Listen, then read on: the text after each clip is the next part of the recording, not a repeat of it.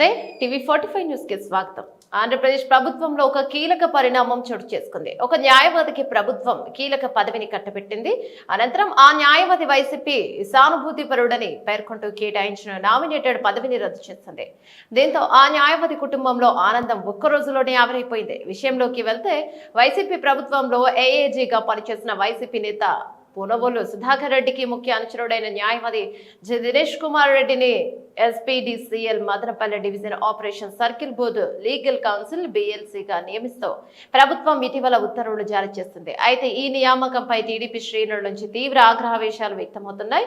ఎందుకంటే వైసీపీ ప్రభుత్వ హయాంలో 2023 ఆగస్టు 4న అప్పటి ప్రతిపక్ష నేత చంద్రబాబు సాగునీటి ప్రాజెక్టుల విధ్వంసంపై యుద్ధ పేరిట అన్నమయ్య జిల్లా పర్యటనకు వెళ్లారు.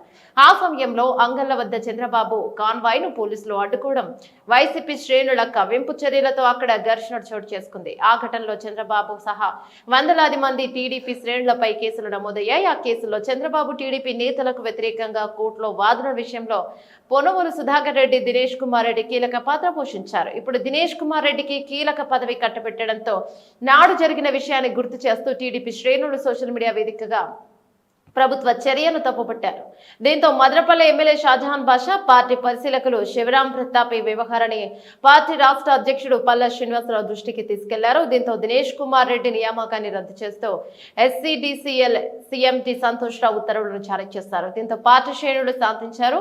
ఇదే క్రమంలో అసలు ఈ విషయ నియామకానికి సిఫారసు చేసింది ఎవరు అనే దానిపై పార్టీ అధిష్టానం ఆరాధిస్తుంది. ఈ పరిణామంతో దినేష్ కుమార్ రెడ్డి కుటుంబంలో కీలక పదవి వచ్చిందన్న ఆనందం రోజు వ్యవధిలోనే ఆవిరైపోయింది.